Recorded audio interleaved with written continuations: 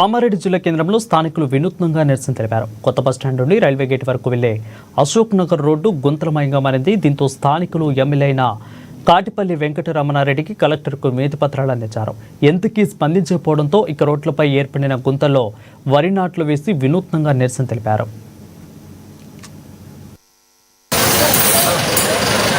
ఈ రోడ్డు సాధించడం కోసం అందరం కలిసి పార్టీలకు అతీతంగా మరి మాకు జరుగుతున్నటువంటి అవస్థలు ఇబ్బందులు దృష్టిలో పెట్టుకొని మరి గత 2 సంవత్సరాలుగా ఈ రోడ్డు ఎంత అధ్వానంగా ఉందో మరి ఇప్పటి వరకు కూడా అధికారులు కానీ గెలిచినటువంటి ఎమ్మెల్యే 20 నెలలు అయినప్పటికీ కూడా ఇప్పటి వరకు కూడా ఈ రోడ్డు పట్టించుకున్నటువంటి పాపన పోలేదు.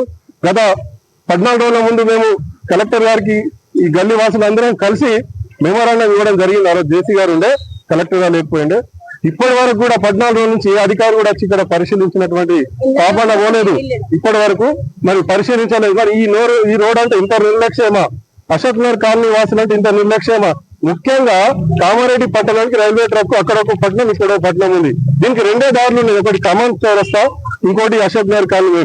ఇది ఎందుకు ముఖ్యంగా అంటే ఇక్కడ నుంచే మనకు కలెక్టర్ ఆఫీసు, ఎస్పీ ఆఫీసు, ఇక్కడ మనకు ఉన్నటువంటి స్థానిక ఎమ్మెల్యే రమణారెడ్డి గారి ఇల్లు, రమణారెడ్డి గారి అసెంబ్లీ ఆఫీసు, ఇక్కడ మదన్ మోహన్ గారి ఎమ్మెల్యే గారి ఇల్లు అశోక్ నగర్ లో ఉంటది. అట్లాగే జిల్లా అధికారులంతా కూడా ఈ రోడ్ నుంచే వెళ్తారు. ముఖ్యంగా ఈ రైల్వే సంబంధించిన గూడ్స్ బండ్లు కూడా ఈ రోడ్ నుంచే వెళ్ళడం వల్ల చాలా ఇబ్బందులు అవుతున్నాయి. మరి ఇంతమంది ప్రజలకు అవసరం ఉన్నటువంటి ఈ రోడ్డు ఇంత నిర్లక్ష్యం చేయడం అనేది చాలా ఇబ్బందికరం. ఎందుకంటే ఇక్కడ మరి అధికారికంగా ఎమ్మెల్యే గారిని గెలిపించుకోవడం జరిగింది. మరి వారికి పనులు అవుతున్నాయా లేదా మాకు తెలియదు.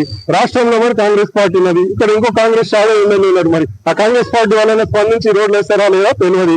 మరి మీకు చదవకపోతే చెప్పుండి, మేము భిక్షాటనే వేసి ఈ రోడ్ల మరమ్మతులను వేయించుకుంటాం.